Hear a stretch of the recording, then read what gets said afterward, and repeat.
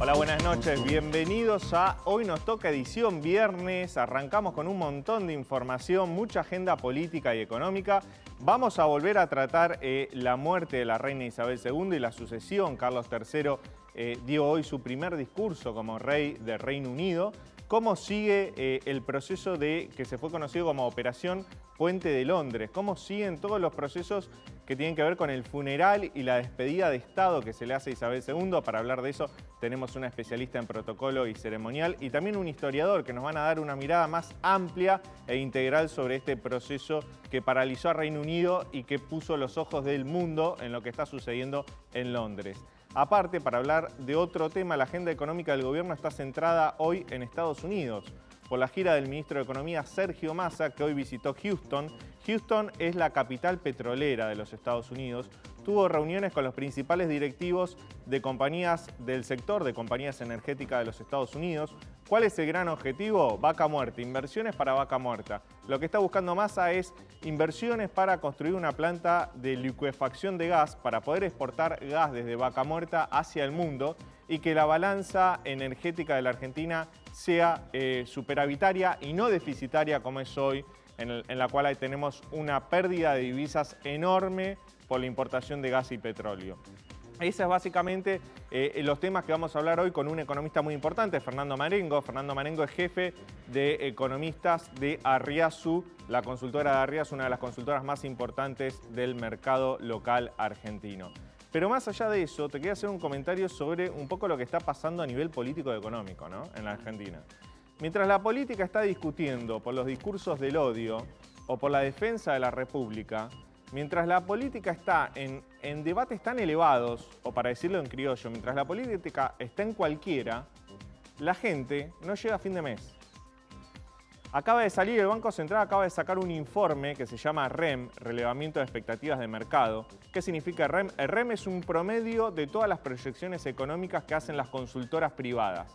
Es un promedio de todas las consultoras privadas cómo miran de acá a fin de año la economía. Los datos son muy preocupantes. La inflación, según este promedio, la inflación anual de 2022 va a ser 95%. 95% de inflación anual. Y esto es el promedio. Si vos te fijás, los pronósticos de las 10 consultoras que más acertaron el año pasado, dicen que este año va a haber una inflación anual del 99,4%. Estamos arañando los 3 dígitos. ¿Y esto qué significa? Significa que si tu salario no se duplica del año pasado a este año, perdiste poder adquisitivo. Y si vos sos parte de la clase media, que es la clase media baja, la que hace malabares para no caerse, probablemente este año caigas por debajo de la línea de pobreza. En un país en el cual 6 de cada 10 pibes son pobres, 6 de cada 10 pibes son pobres, estamos discutiendo si en Argentina hay discursos del odio. Estamos discutiendo si en Argentina hay un ataque a las instituciones republicanas. ¿En qué está la política? En julio, una familia de 4 personas, una familia tipo, tuvo que ganar más de 111.000 pesos para no ser pobre. En julio, 111.000 pesos. De julio a agosto tuviste una inflación del 13-14%. El próximo dato que va a salir el mes que viene sobre agosto seguramente dé cerca de 120.000 pesos. ¿Cuántos trabajadores en Argentina, formales o informales, ganan 120.000 pesos? Pocos. Entonces, en una sociedad donde la gran mayoría de los trabajadores son pobres, tampoco podemos estar debatiendo cosas que tendrían que debatir o los juristas o los politólogos. Hay discurso del odio, hay instituciones en la Argentina, hay un ataque contra la justicia. Son discusiones que son muy elevadas, seguramente necesarias, pero no son elementales, no le cambian la vida a la gente que no llega a fin de mes. Y yo te digo en qué está la política, y le estoy pegando a los dos lados de la grieta, le estoy pegando al frente de todos, pero también a Juntos por el Cambio. Y también me pregunto, ¿en qué está el periodismo? ¿Estamos en los debates que le importan a la gente o no? ¿O nos dedicamos a regodearnos en la rosca política que nada más nos interesa a nosotros y a los políticos van a ser candidatos el año que viene? ¿Tan alejados estamos de la necesidad del resto de la sociedad? ¿Tanto perdimos el foco sobre cuál es nuestra profesión? ¿Qué es noticia? ¿Qué le importa a los lectores, a los televidentes, a los oyentes? ¿Cuándo perdimos el rumbo? Bueno, hoy por hoy la sociedad, o por lo menos el micromundo en el cual nos movemos periodistas y políticos, está muy crispada, muy polarizada. Y en todo el mundo hay polarización, no solo en la Argentina. La polarización es algo propio de los sistemas políticos democráticos. No está mal que exista polarización. Ahora, sí está mal que la polarización discuta cuestiones que no son elementales para la vida de la gente y que no se discuta cómo bajar la pobreza, cuál tiene que ser el modelo de desarrollo económico de la Argentina, cómo hacemos para generar mejor empleo, cómo hacemos para que esos empleos sean mejores pagos, cómo hacemos para que la economía argentina tenga competitividad, cómo hacemos para que no haya deserción escolar. Esos no son los temas que están en agenda y somos responsables los periodistas también por eso. Quédate hasta las 22 en el canal de la ciudad, arrancamos de esta manera el programa. Para mí es interesante el personaje, independientemente de si comparto o no sus posturas políticas, en términos del liderazgo femenino que ejerció durante 7 décadas en momentos muy dispares y con muchos hitos en la historia mundial. Quería expresar mis sentimientos por el fallecimiento de la reina, a quien admiro y realmente pienso que debería ser inmortal. The crown endures, our nation endures, and in that spirit I say, God save the King. And wherever you may live in the United Kingdom, or in the realms and territories across the world, and whatever may be your background or beliefs, I shall endeavor to serve you with loyalty, respect, and love, as I have throughout my life. Primer bloque de Hoy Nos Toca y recién te contaba un poco un pantallazo de los últimos datos de las consultoras económicas. 95% de inflación anual son las proyecciones que hay, el promedio de las proyecciones que hay de las distintas consultoras económicas para este año, para 2022. Eso implicaría casi un doble de la inflación que tuvimos el año pasado. El año pasado tuvimos 50,9% de inflación, es decir, se ha acelerado el ritmo de suba de precios. Para hablar de eso y de otros temas, tenemos el siguiente invitado. Fernando Marengo es economista, jefe de Arriazu Macroanalistas, jefe de Black Toro Global Investments. Fernando, ¿cómo estás? Buenas noches, gracias por atendernos. No, por favor, muchas gracias por llamar, un gusto. Fernando, ¿cuáles son las proyecciones de inflación que vos tenés para este año y para el mes de agosto? ¿Coinciden? ¿Están cerca de lo que está marcando el último REM? Yo escuchaba recién que decías que el promedio está en 95%. En realidad nosotros venimos hace más de 4 meses trabajando con una inflación cercana al 100% para este año, con lo cual la verdad que no nos llama la atención.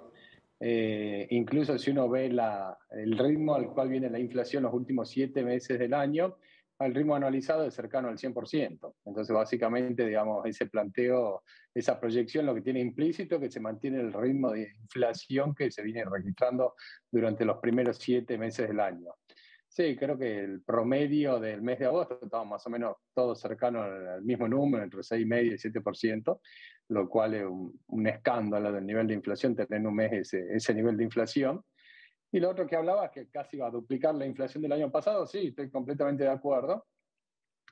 Donde esa duplicación es claramente la forma en la cual la economía logra financiar los desequilibrios del gobierno. Si uno piensa el año pasado, el tipo de cambio oficial en octubre depreciaba al 1% mensual, hacia fin de año al 2%, el primer trimestre de este año al 3%, después al 4% y ahora está depreciando al torno al 5,5% y claramente esto también arrastra inflación. Y Fernando, ¿qué significa que tengamos una inflación anual de 3 dígitos a la hora de elaborar programas económicos para el año que viene, que es un año electoral, y pensar en estabilizar la macroeconomía y tener un plan de desinflación? O sea, ¿te cambia algo que la inflación haya pegado este salto tan abrupto? Lo primero, estás poniendo la principal restricción que va a tener cualquier programa económico el año que viene, donde básicamente la restricción es política. ¿Cómo haces un año electoral de elecciones presidenciales para aplicar un programa de desinflación, donde básicamente ese programa tiene que ver con el ajuste fiscal, la menor emisión monetaria, un nivel de tasas de interés elevado? Entonces, la gran duda que tiene cualquier programa económico o el intento que se está haciendo actualmente, ¿cuánto va a durar entrado el año electoral? ¿Cuánto se va a sostener este ajuste? Respecto de qué es un programa antiinflacionario, a ver, si uno ve la historia argentina, Argentina en los últimos 70 años promedió 65% de inflación promedio anual. Si sacás los datos de hiperinflación, digamos los años anteriores y posteriores, en esos 70 años promediaste una inflación más o menos del 45% por año. O sea que es un problema histórico de Argentina. Ahora hubieron 12 años con inflación de un dígito, 9 con convertibilidad. ¿Y qué te muestra eso? Que para combatir la inflación no podés tener déficit fiscal, para no emitir ni peso ni deuda, tenés que estabilizar el tipo de cambio y tenés que desindexar la economía. Si no hacemos esto, vamos a seguir cada vez con niveles de inflación más elevados. En pocos días, Fernando, el gobierno va a tener que presentar el presupuesto 2023, que es la ley de leyes y una hoja de ruta de cuál puede ser la política económica de cara al año que viene, pero también el año que viene, como es un año electoral, el oficialismo va a tener muchos incentivos para gastar más y, como insinuaste recién, dejar este principio de ajuste fiscal que encaró Massa. En ese sentido, te quería preguntar, ¿qué chances ves de que la política electoral meta la cola en el programa económico actual y que termine haciéndolo pegar un manotazo y girando el rumbo?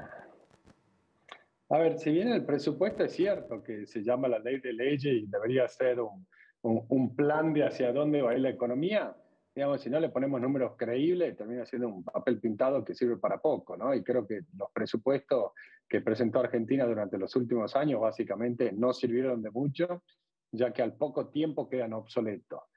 Respecto de la posibilidad que la política meta la cola en un año electoral, mira, si uno toma el 2011 en adelante, se ve que cada año impar la economía argentina crece y cada año par la economía argentina se contrae, con la única excepción del año 2019. ¿Cuál es la particularidad de los años impares? Son los años electorales. Entonces siempre la política gasta más de lo que la economía puede financiar y el año siguiente, un año de ajuste, entonces vuelve a caer el PBI.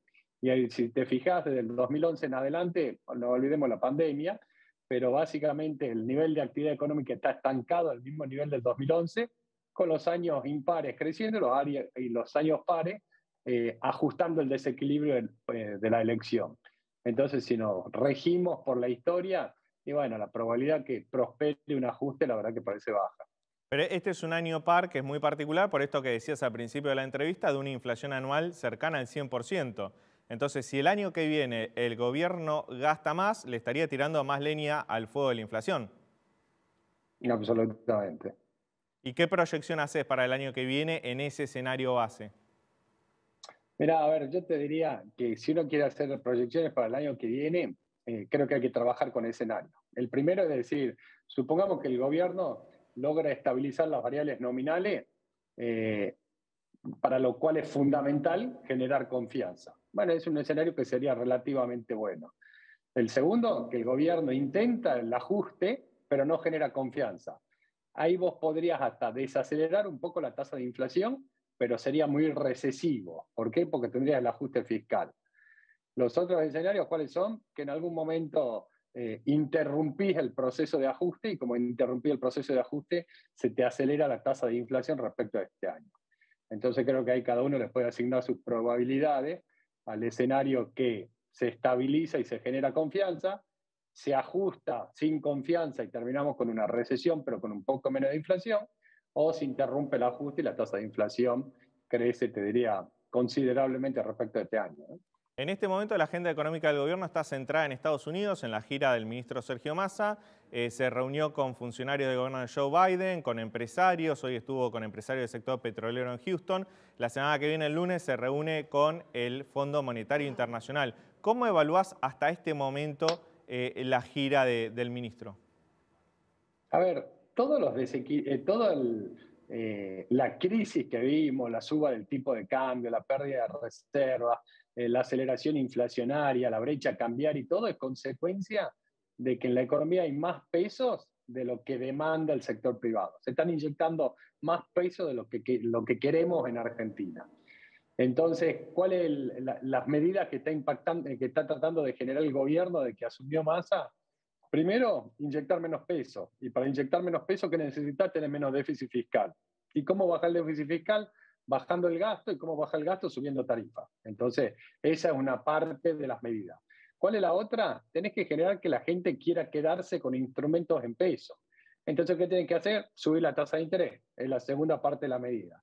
Y la tercera, como todo esto funciona en la medida que se genere confianza, necesita fortalecer la reserva para que de alguna forma la gente tenga más credibilidad en que la situación no es tan extrema. Entonces yo te diría, creo que si uno se enfoca en las medidas de cortísimo plazo y corto plazo, van en la dirección correcta. Ahora, las preguntas son, aparte de qué va a pasar con este intento de ajuste en un año electoral, es qué va a pasar con el humor social y con la inflación en la medida que empiecen a llegar los ajustes a las tarifas, ¿no? Entonces creo que en realidad hablamos de economía y de los problemas económicos, pero los problemas económicos son las consecuencias de una crisis política en Argentina. Entonces, si uno quiere buscar la respuesta viene por cómo se soluciona la crisis política dentro de la coalición de gobierno. ¿Ves vocación dentro de la coalición de gobierno por atender los problemas urgentes que tiene la economía argentina o crees que la política está en otras discusiones? A ver, creo que con la asunción de Massa como ministro de Economía hay un intento de estabilizar de nuevo lo que son las variables de cortísimo plazo. Acá nadie está hablando de reformas estructurales, nadie está hablando de temas de fondo. Acá estamos hablando, hay excedente de pesos, bueno, hay que esterilizar esos pesos, subir la tasa de interés, colocar deuda al Banco Central, sacar pesos, bajemos el déficit fiscal, tratemos de ver cómo hacer para que el Banco Central muestre más reservas, todo de cortísimo plazo. Yo diría, no es un programa económico, es un programa, digamos, para tratar de salir de una situación extrema. Ahora, me pregunta si hay vocación. Da la sensación que dentro de la coalición de gobierno, por lo menos, hay dos visiones distintas. Digamos, hasta hace pocas semanas escuchábamos al gobierno de por qué había que subir las tarifas, por qué hay que bajar el gasto público, que el déficit fiscal en realidad es lo que genera el motor de crecimiento de la economía. Bueno, esa es gente también que es parte del gobierno. Entonces la pregunta es, en la medida que empiecen a llegar las boletas con los ajustes de tarifa, que ese ajuste de tarifa pase a inflación y que todo esto baje el poder de compra de la gente, que en definitiva es el ajuste que tiene que experimentar la economía, vamos a ver si sigue con el apoyo político, ¿no? Dentro de la coalición. Fernando, hoy se cumplió una semana de esta medida que anunció el domingo pasado Massa del dólar soja a 200 pesos, que no fue otra cosa que una devaluación segmentada y supuestamente temporaria hasta el 30 de septiembre. Fue una medida muy aplaudida por los exportadores de soja y hay sectores del campo como tamberos, avícolas, que se están quejando porque dice esto introduce una distorsión en los precios de los insumos que nosotros compramos y nos está perjudicando. ¿Qué evaluación haces vos desde la macroeconomía sobre el éxito o fracaso de esta medida? A ver, primero, la medida era exclusivamente, buscaba fortalecer la reserva del Banco Central. No tiene otra intencionalidad que esa. Entonces, las consecuencias sobre productividad o lo que fuere, bueno, yo diría que son los efectos no deseados de la medida. ¿Qué me preocupa a mí desde la macroeconomía? Que el gobierno espera comprar 5.000 millones de dólares a 200 pesos del sector sojero, del sector exportador sojero. Si uno hace 5.000 millones de dólares por un tipo de cambio de 200, eso más o menos nos da, no más o menos, nos da 1 billón de pesos de emisión monetaria, porque el Banco Central para comprar dólares tiene que emitir pesos. 1 billón de pesos de emisión monetaria es un monto muy aproximado a lo que generó todo el descalabro entre junio y julio, cuando el Banco Central tuvo que salir a comprar los bonos ajustados por ser en la medida que el mercado no lo demandaba más. Entonces, toda esa emisión de pesos que vas a generar por la compra de los 5.000 millones de dólares, bueno, vamos a ver los impactos que tiene en la economía. Si bien el Banco Central, con esta medida, que también es muy loca, ¿no? Porque está comprando dólares caros, lo compra a 200 para después venderlo a 140. O sea, yo estoy comprando mercadería cara para venderla barata, una estrategia por lo menos cuestionable.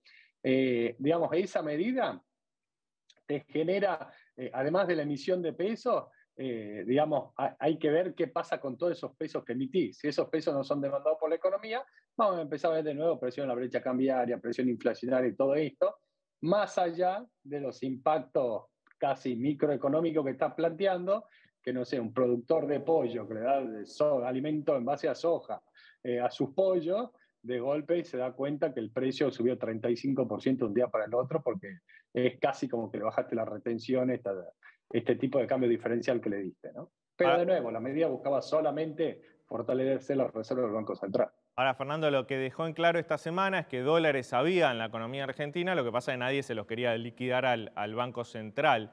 ¿Eso no te deja una conclusión de que el tipo de cambio oficial está atrasado y de alguna forma va a haber que corregirlo en el corto plazo? A ver, lo primero, está claro que el bien, digamos, considerado más barato en la economía argentina es el dólar oficial. Entonces, cuando a alguien le sobran pesos, ¿qué es lo que hace? Quiere comprar dólares oficiales. Está bien, como el cupo son $200 mensuales para el que puede, ¿qué haces? Compras cuasi dólares. ¿Qué quiere decir comprar cuasi dólares? Cambio la heladera, cambio el celular, cambio el televisor, cambio el auto, que en definitiva son bienes importados que entran a un tipo de cambio oficial o muy cercano al oficial, y hay una forma de comprar dólares baratos. Del mismo modo, así como uno tiene incentivo a comprar esos dólares, el que lo tiene que vender a ese tipo de cambio no tiene ningún incentivo a venderlo. Entonces, por eso el éxito, entre comillas, de este tipo de cambio diferencial. Respecto de si va a haber que ajustarlo en el corto plazo, está claro que esta medida que está implementando hoy el gobierno del dólar soja, más buscar fortalecer la reserva y todo, es para evitar una devaluación una devaluación brusca del tipo de cambio oficial el máximo tiempo posible. ¿Por qué quiere evitar una devaluación? Porque en el momento que una devaluación brusca, ¿no? Porque tengamos presente que el tipo de cambio se va devaluando más del 5% por mes, cuando hace 6 meses se devaluó el 1% por mes, o sea, se va acelerando ese ritmo de depreciación. ¿Por qué lo querés evitar esa devaluación? Bueno, yo creo que correctamente la tenés que evitar, porque en Argentina, cuando vos movés el tipo de cambio así de manera brusca, te pasa inmediatamente inflación, y cuando te pase inflación vas a tener serias presiones sociales y de los sindicatos para ajustar salarios, y si por atrás viene un ajuste de salario y todo, la tasa de inflación va a ser más alta todavía. Ahora, la recomendación sería, si querés evitar una devaluación, hacer las cosas bien. Bueno, acá, digamos, esa es la cuenta pendiente. Queremos evitar una devaluación, dando tipos de cambios diferenciales, tratando que el sojero me liquide más rápido, fortaleciendo la reserva, y en base a eso gano oxígeno para seguir con una política cambiaria como la actual, que tengo 10 tipos de cambio distintos y el tipo de cambio oficial lo llevo al ritmo que el Banco Central quiere, como básicamente pisando importaciones cuando me faltan dólares, ¿no? Clarísimo, Fernando. Bueno, muchísimas gracias por esta nota, muy amable. No, por favor, un placer. Muchas gracias por llamar. Buenas noches. Hasta luego, buenas noches. Bueno, lo escuchaba recién a Fernando Marengo. La situación económica, si bien en el cortísimo plazo parece haber cierta calma financiera, todavía es compleja y los escenarios de acá a fin de año son muy difíciles en cuanto a la inflación que vamos a tener en 2022. Nos vamos a un breve corte. Cuando volvemos, ya con Daniel Santa Cruz en los estudios, ya llegó, vamos a hablar de lo que está pasando en Reino Unido. Hoy Carlos III dio su primer discurso como rey. Tenemos en el piso especialistas que nos van a contar cuáles son los próximos pasos de la ceremonia, primero del funeral de Isabel II y segundo de la entronación de Carlos III. Quédate ahí que enseguida volvemos.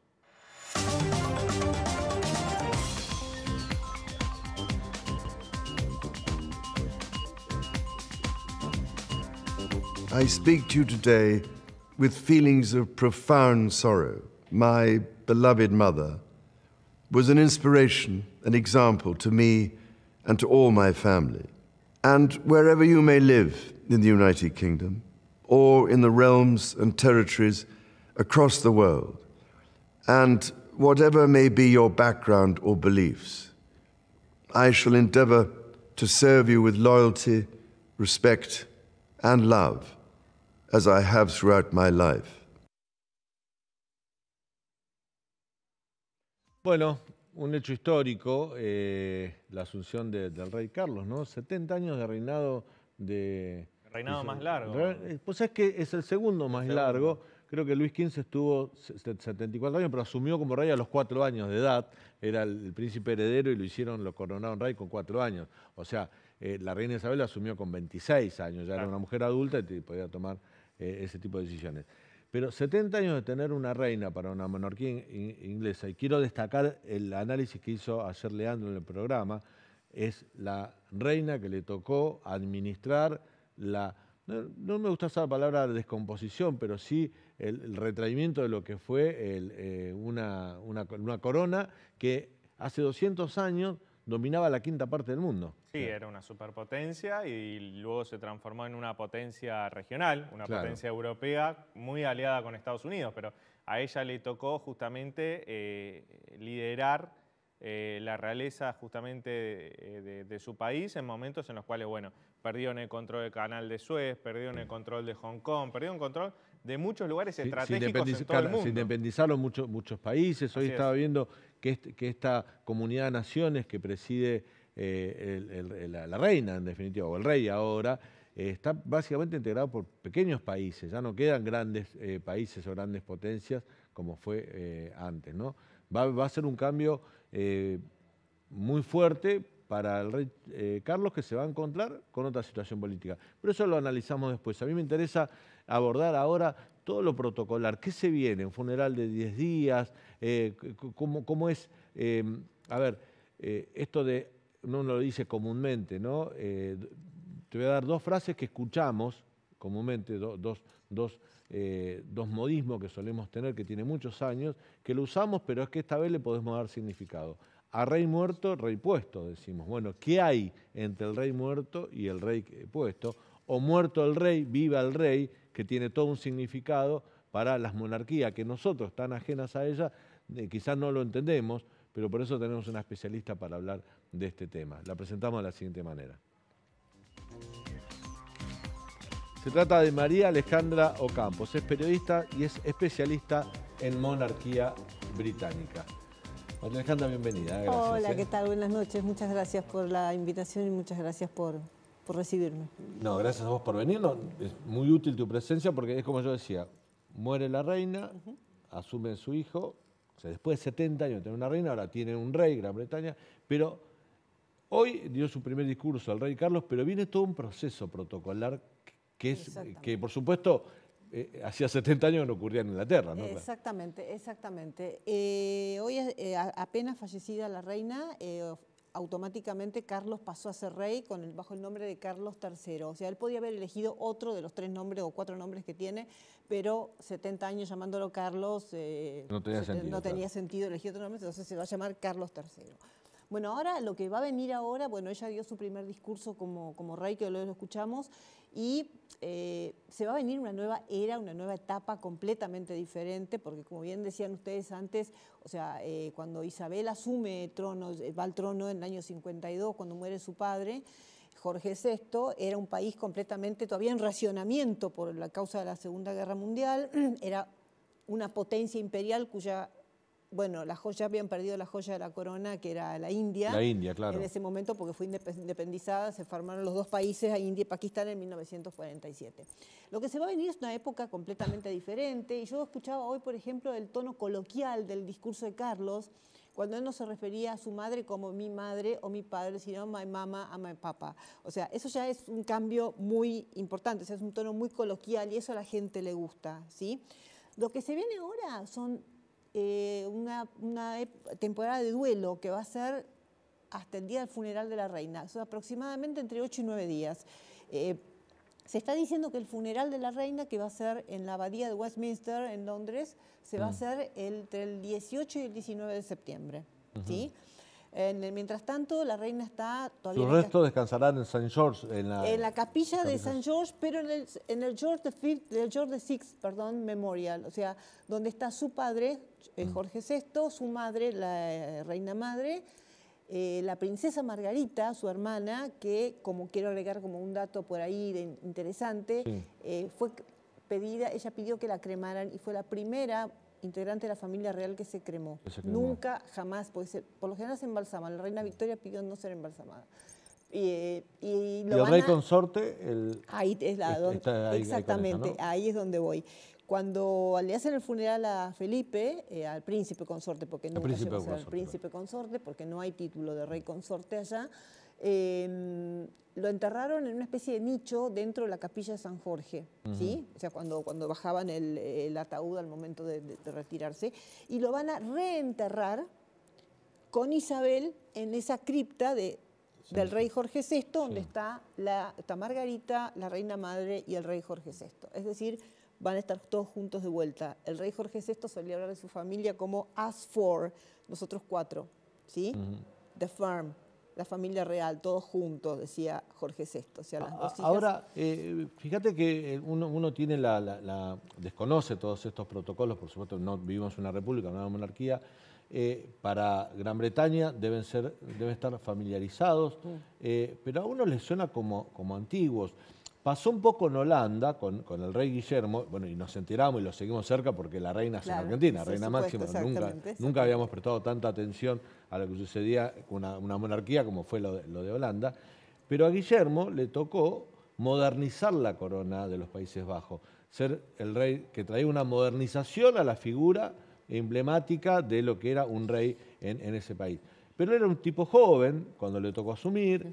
Carlos tiene más de 70 años, tiene 75 años. 74. 74, bueno, es un hombre grande, con hijos grandes, y tiene también que asumir, me da la impresión, un rol de modernizar la relación de la corona con la sociedad, ¿no? Exactamente.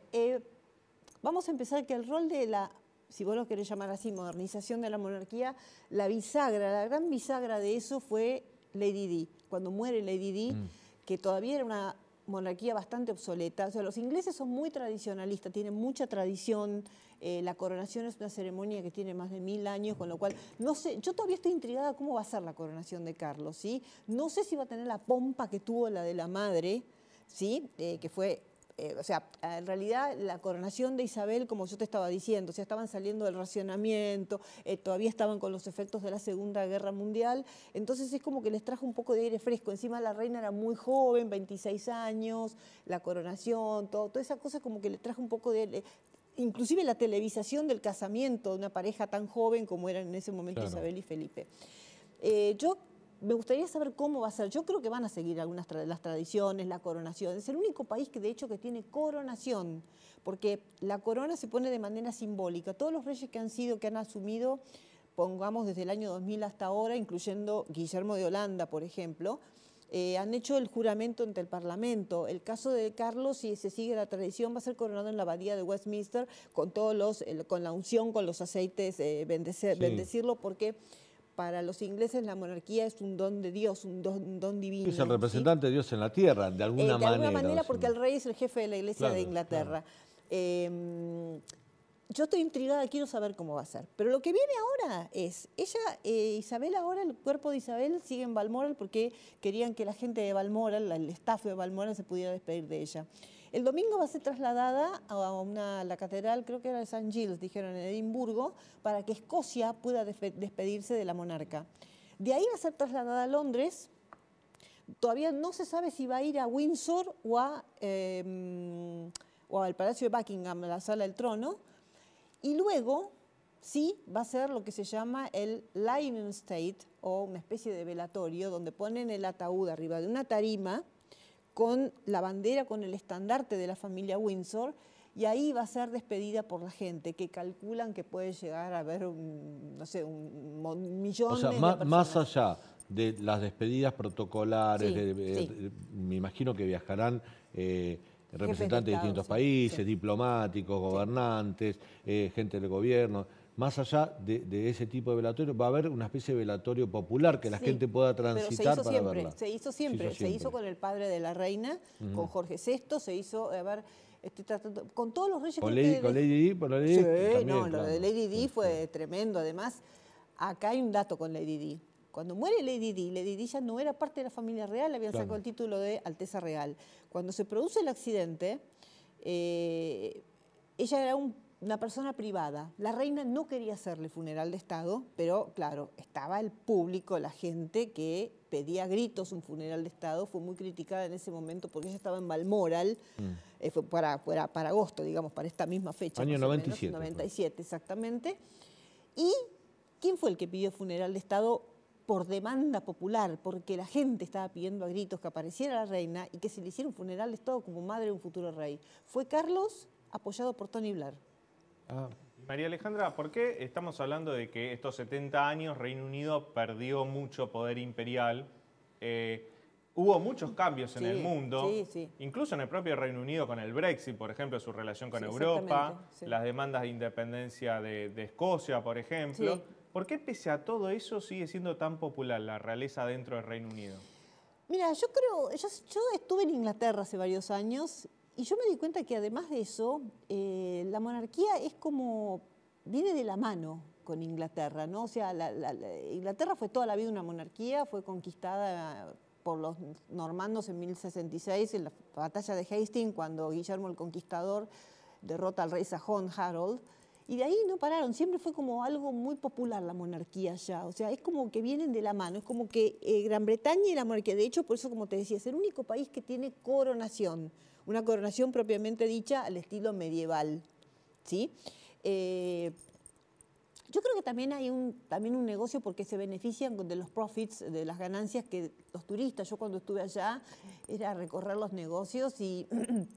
Recuerdo que yo fui cuando se casó William con Catherine Middleton y estaba toda la memorabilia, todo lo que se te pudiera ocurrir, desde la réplica del anillo de ella, desde el más barato hasta el más caro, había de todo. O sea, es como toda una industria también que hay detrás de la monarquía. Pero ¿qué pasa? También Carlos quiere simplificar un poco eso.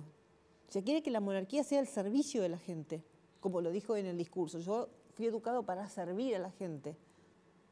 Y quieren que de hecho, hay demandas de que la monarquía se achique, no de ahora, te estoy hablando de los años 60. Te hago una pregunta, a lo mejor, bueno, quizás puede ser una pregunta demasiado elemental, pero necesito hacértela. ¿Crees que la serie The Crown hizo que gran parte de la sociedad, nosotros que no sabemos nada de una monarquía, nos acercáramos a la monarquía británica, nos interesara eso y por eso también hay una demanda de noticias, hay una demanda de conocimiento de qué es lo que pasa ahí a partir de la muerte de la reina? Yo creo que sí, yo creo que The Crown contribuyó mucho, aunque yo considero, a ver, yo tengo la costumbre de que cuando miro una película, una serie histórica, tengo la costumbre de googlear, averiguar, a ver si lo que están contando es cierto. Claro. The Crown es un poco ficción y otro poco bastante de historia. Pero yo creo que sí, que The Crown es una ficción basada en hechos reales. Sí, o sea, hay mucho de realidad. Claro, o sea, pues está el frustrado matrimonio de la hermana de la reina y bueno, hay muchas cosas que pasaron, pero otras que... ¿A la reina le gustó la serie? No están muy conformes. La verdad que la familia real... ¿La familia real no estuvo muy conforme? No, yo recuerdo que en una ocasión cuando The Crown recién empezaba a salir, creo que en la primera temporada le preguntaron a Felipe si le gustaba la serie, si había visto la serie, y le contestó con lo que era Felipe de zarpado, si me permiten la expresión. Dijo, déjame de jorobar, está loco, dijo otra cosa, ¿no? Pero bueno, algo así dijo, como que no iba a mirar eso. No, no les gusta, y no les gusta ni medio cómo está... ¿cómo se dice? Personificado Carlos en la cuarta temporada. Sí, creo que la cuarta temporada cuando aparecen ya sus conflictos con Diana, cuando se casa con Diana. No les gustó ni medio. Y ahora están haciendo casting para elegir a William, a Harry, a venir el accidente de Diana. O sea, todo eso que creo que va a tener un poco de polémica. Entonces es como que... Y sí, yo además creo que sí, que colaboró, aunque la monarquía británica por alguna razón... siempre fue la más popular de todas. Creo que después sigue la de Mónaco por el tema de Grace Kelly. Grace Kelly, que venía de Hollywood, Kelly, claro. Exactamente, claro. Grace Kelly, Rainiero, el jet set y toda la frivolidad que tiene Mónaco y todo lo demás. Pero la monarquía británica siempre hubo algo... Pero no tuvo los problemas, a ver, los cuestionamientos sociales por enriquecimiento, por negocios con el Estado, por cazar elefantes, por ejemplo, como estoy haciendo una comparación con lo que fue la monarquía española. Al rey Juan Carlos, que de alguna manera Juan Carlos tuvo mucho que ver en la restitución de la democracia española, fue bisagra o fue negociador de lo que fue la salida del franquismo y la recuperación de la democracia. Después le cuestionaron un montón de cosas, de hecho termina con una mala imagen, Juan Carlos. Termina con una mala imagen y con el hijo... con la piedra en la espalda de tener que levantar esa monarquía que había dejado el padre, el rey Juan Carlos, aunque la esposa o ex esposa, realmente no sabemos muy bien, pero en teoría esposa, la reina Sofía, es impecable, los españoles la aman, y a Felipe le tocó una tarea realmente muy pesada, la de levantar la imagen de la monarquía española frente a un rey que, bueno, que el tema de la casa, algunos negociados, amantes y otras tantas cosas, ¿no? El caso de la monarquía británica, por ejemplo, hace mucho tiempo, está el caso del príncipe Andrés, relacionado con el financista Jeffrey Epstein. Ah, claro, ahí hay un escándalo de pedofilia, de corrupción. Claro. De hecho, le sacaron todos los títulos de Alteza Real, no puede ir a ningún evento de compromiso público como Duque de York. No sé si todavía es Duque de York, creo que ya no. Pero hay toda una cosa de corrupción tremenda que a la reina particularmente le dolió mucho porque dicen que era su hijo favorito, Andrés. De hecho, Andrés se llama Andrés por el padre de Felipe, que era el príncipe Andrés de Grecia y Dinamarca. Mirá, seguimos, está súper interesante, pero le voy a dar un dato a nuestro especialista en política internacional, que es Leandro. Recién hablamos de esa comunidad de naciones que preside la corona británica. Decíamos hace un ratito que hace 200 años la quinta parte del mundo estaba bajo la corona británica. Hoy quedan Australia, Antigua y Barbuda, Bahamas, Belice, Granada, Islas Salomón, Jamaica, Papúa Nueva Guinea, San Cristóbal y Nieves, San Vicente y las Granadinas, Santa Lucía y Tuvalu. Las últimas son un grupo de islas con una independencia que prácticamente no tienen peso específico en el mapa. Yo creo que de lo que te nombré, salvo Australia, nadie tiene un peso político o económico fuerte.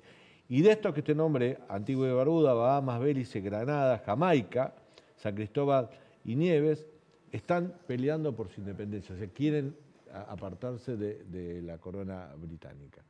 Esta es un estado de situación. No, y al mismo tiempo tenés el peligro, que es un gran desafío, creo, de Carlos III, de la desintegración del propio Reino Unido, porque tenés a Escocia con reclamos independentistas muy fuertes, ya hubo un referéndum que perdieron los independentistas, pero quieren un segundo referéndum, luego tenés el histórico reclamo de Irlanda también por la independencia. Te quería preguntar, María Alejandra, si el hecho de morir en Balmoral, Escocia, es un último acto de Estado de Isabel para que quede claro que Escocia es parte del Reino Unido. Una de las cosas que ella dijo cuando se estaba haciendo el referéndum, cuando todo este tema de la independencia de Escocia, liderado por Nicola Sturgeon, que es la primer ministra de Escocia, dijo, por favor, quédense con nosotros, no se vayan, decía ella. Y es cuestión del destino, irónico, no sé cómo llamarlo, que justo ella haya fallecido en el Palacio de Balmoral, en Escocia. Quizá tenga alguna connotación y terminen quedándose. O sea, la parte azul de la bandera, de lo que se llama la Union Jack, de la bandera británica, es Escocia, ¿sí? Eran reinos separados. De hecho, recién en el 1600 más o menos, el rey James I de Inglaterra, y creo que era el sexto de Escocia, es el que logra unir Inglaterra con Escocia. Eran reinos separados, estaba famosa Mary Queen of Scots, y recién ahí. Y viene el tema de la independencia, y es una cuestión que también va a tener que ver el rey Carlos. Él tiene títulos escoceses que hoy le pasaron al hijo. Él es el duque de Rothesay en Escocia. Cuando va a Escocia no lo llaman príncipe Carlos en ese momento, ahora sí va a ser el rey. Pero cuando, por ejemplo, su hijo, que hoy fue designado príncipe de Gales por su padre, va a ser el duque de Rothesay en Escocia. Es todo un tema. Ahora, en este momento, no sé si... A ver, hay que ver qué pasa después de los funerales, porque ahora están en una época muy especial. O sea, hoy por hoy la prioridad es el funeral de la reina Isabel. Claro, que Carlos, muy reciente todo, por supuesto. Claro, que Carlos comience a adaptarse a esta, si querés llamarlo de alguna manera, nueva vida, porque si bien ya se andaba diciendo que Carlos, en vida de su madre, ya tenía cierto rol y cierto protagonismo debido a la avanzada edad de su madre, y que bueno, ella estaba tomando su lugar un poquito en algunas cosas y en algunos compromisos y hasta en papeles de Estado, decían. María Alejandra, te hago la última y breve. Sé que la corona británica no puede inmiscuirse directamente en las políticas de gobierno, de los gobiernos que se conforman en el Parlamento, pero ¿puede influir el cambio de la reina? ¿Carlos puede influir en la política? Porque, bueno, él tiene, es mucho más locuaz. Si hay algo que le caracterizó a la reina Isabel, es ser siempre alejada, poco polémica, no meterse, no inmiscuirse en la política interna. Pero Carlos sí lo ha hecho más de una vez. Digo, ¿podrá significar un cambio en ese sentido?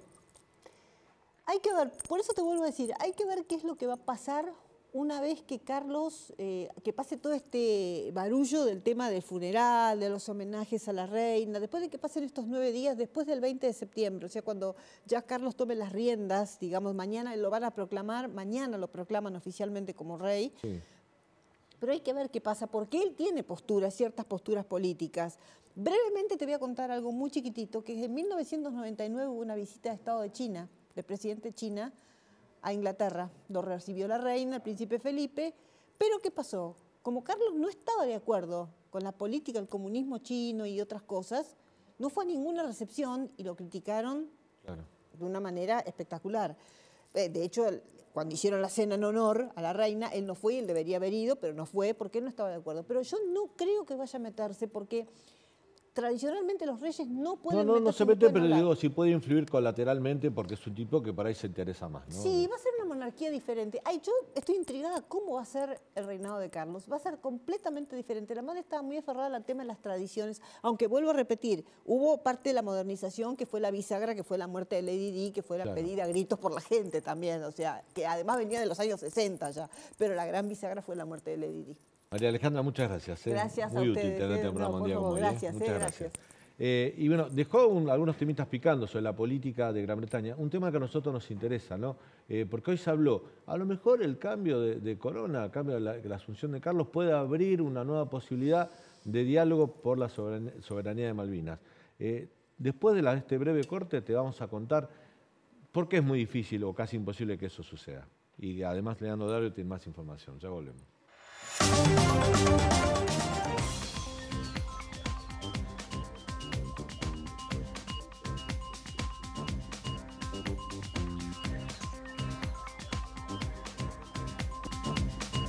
Bueno, recién quedó el debate abierto. Algunos especularon hoy con la posibilidad que la salida al dejar la corona británica por muerte, por supuesto, de la reina Isabel, la asunción del rey Carlos, podría abrirse una nueva posibilidad de hablar con el Reino Unido sobre la soberanía en las Islas Malvinas. ¿Por qué? Teniendo en cuenta que la reina Isabel era la reina durante la Guerra de Malvinas. Bueno, eso no va a suceder. Hoy hasta lo confirmó el embajador argentino en Londres, el embajador Figueroa, dijo, no va a suceder porque no va a cambiar la política de Estado o la política que lleva adelante los gobiernos británicos, entre liberales, conservadores y laboristas, que tienen una posición fija respecto a las Islas Malvinas, que es respetar la determinación de los isleños, y mientras los isleños no quieran hablar o abrir el diálogo con Argentina sobre soberanía, los van a defender. De hecho, cada vez que se pronuncia nosotros defendemos los derechos de los isleños. Esta es la política de Estado que tiene Gran Bretaña sobre las Islas Malvinas. Pero además, porque te voy a contar algo que sucedió en mayo, que te muestra que va por otro lado, y la intención va por otro lado, incluso con algunos actores que ahora van a ser importantes. En mayo pasado, con motivo de cumplirse 70 años de la asunción de la corona británica de la reina Isabel y a 40 años de la Guerra de Malvinas, por pedido de Liz Truss, ¿qué era Liz Truss en el gobierno de Boris Johnson? Su canciller, ni más ni menos que manejaba las relaciones exteriores. Bueno, ella le pidió a la reina Isabel, o el gobierno, ella le sugirió a Boris Johnson, que así se hizo, le pidió un trámite, una resolución que solamente la reina tiene la autoridad para hacerlo en territorios de ultramar, que son lugares como es las Islas Malvinas, que tienen un estatus jurídico de Estado independiente asociado a la corona británica. De hecho, hoy las Islas Malvinas, es unas islas, son muy pequeñas, pero tienen un gobierno propio, elegido por los isleños, que administran todo lo que tiene que ver con la economía, las leyes, las normativas de las Islas Malvinas. Lo único que tiene es un gobernador puesto por la corona británica que se encarga de la defensa, ni más ni menos que mantener la Fuerza Armada Británica, ese gran emplazamiento que es la base militar de Mont Pleasant, que está cerca de Puerto Argentino, y algunas relaciones exteriores. Pero mientras tanto no puede pasar. ¿Sabés qué le pidió Liz Truss a la corona británica, que le pidió a la reina Isabel, y la reina Isabel lo hizo? Que Port Stanley, Puerto Argentino, dejara de ser un pueblo y pasara a subirlo a categoría de ciudad. Como toman esa decisión un gobernante en un país, que se tomara esa decisión con las Islas Malvinas. El pueblo principal, donde se vive el 80% de la población isleña, que es Port Stanley para los ingleses, Puerto Argentino para nosotros, era un pueblo hasta ahora. A partir de mayo pasó a ser una ciudad, le dieron categoría de ciudad. ¿Para qué? Para jerarquizar las Islas Malvinas, para jerarquizar a esa ciudad, para jerarquizar a los habitantes y como una manera de fortalecer el vínculo de protección que tiene el Reino Unido con las islas. ¿Quién es Liz Truss ahora? Primera ministra. Si hace 4 meses pidió esto con las Islas Malvinas, es impensado que un cambio de corona a ella le pueda hacer mostrarse con algún tipo de intención de abrir un diálogo con Argentina por la soberanía. O sea que las especulaciones que se tejieron hoy hay que desterrarlas, Leandro. No va a pasar, no va a suceder. Bueno saberlo. Te cuento los últimos detalles, la última información de la gira de Massa por Estados Unidos. Como decía al principio, hoy se reunió con importantes empresarios del sector petrolero. ¿Cuál es el objetivo? Que empresas de Estados Unidos aporten, al igual que hizo Petronas, aporten inversiones para construir plantas de gas natural licuado. La idea es tener una planta en funcionamiento que pueda, a partir de esa planta, cargar de gas barcos que podrían ser exportados tanto a Europa como a Estados Unidos y otras partes del mundo. Esa fue la agenda energética de hoy de Massa. Pero la gira sigue y el lunes hay un encuentro clave que lo va a retratar toda la prensa argentina, que va a ser la reunión Massa-Cristalina-Georgieva. Es la primera vez que se encuentran cara a cara desde que Massa asumió el Ministerio de Economía. Tenemos que decir que al inicio de esta gira ya hubo 4 encuentros entre el staff técnico del Fondo Monetario Internacional y el equipo del Ministerio de Economía, encuentros de los cuales participó Gabriel Rubinstein, Marco Lavagna, encabezando ese equipo del Ministerio de Economía, y que en esos encuentros se acordaron no cambiar las metas del programa firmado entre Martín Guzmán y el Fondo Monetario Internacional, es decir, Argentina se comprometería a tener un 2,5% de déficit fiscal, una emisión menor al 1%, y la meta de reservas, de acumulación de reservas del Banco Central, que es la más desafiante. Hoy hablaba con un economista, Ricardo Delgado, que me decía, mira, yo hice el cálculo y si no prorrogan el dólar soja, es decir, si el dólar soja termina el 30 de septiembre, el gobierno no llegaría a juntar las reservas que le pide el Fondo Monetario Internacional. Entonces empiezan a haber discusiones dentro del programa, dentro del equipo económico de Massa, de cómo hacer para acumular reservas de acá a fin de año, sabiendo de que esa meta no va a cambiar. Bueno, esa discusión la vas a tener seguramente en los medios de comunicación a partir del lunes, cuando tengamos la foto Massa-Georgieva. 2 preguntas cortitas. Hoy las consultoras que miden la inflación o pronostican la inflación para el Banco Central dieron un año, volvió a subir la expectativa, 95%. 95% del promedio general, 99,4% el promedio de las 10 consultoras que más aciertan. Ya estamos 100%, en el 100. ya estamos en 3 dígitos. Ya estamos en 3 dígitos. Para el año 2022. Sí. Y la segunda, me llegó un chisme. Esta semana tiene que presentar el presupuesto Sergio Massa en la Cámara de Diputados, ¿no? En el Congreso Nacional. El 15 de septiembre tiene que presentar el presupuesto. Dice que Martín Guzmán había dejado un borrador del presupuesto y que Sergio Massa lo borró todo e hizo uno todo desde cero con Gabriel Rubinstein. ¿Qué se sabe La información que yo tengo es que Gabriel Rubinstein estuvo abocado las primeras 2 semanas desde que asumió. Si vos te fijás, esas 2 semanas Gabriel Rubinstein estuvo muy calladito. Sí. No hubo tweets polémicos, no hubo entrevistas, no hubo apariciones públicas. Estuvo 2 semanas abocado a elaborar el presupuesto 2023 y preparar el plan económico de cara al año que viene. La otra cuestión que yo sé es que el gobierno se comprometería también el año que viene a cumplir con las metas con el FMI, que son más duras que este año. Con lo cual el año que viene, si la política no mete la cola y si el cristinismo no fuerza la máquina para ganar las elecciones, va a haber ajuste. Bueno, muy bien. Excelente, Leandro. Nos vamos. Buen fin de semana para todos. El lunes, como siempre, a 9 de la noche, nos encontramos acá en el canal de la ciudad para contarte todo lo que sucede en Argentina y en el mundo. Gracias por habernos acompañado. Hasta el lunes.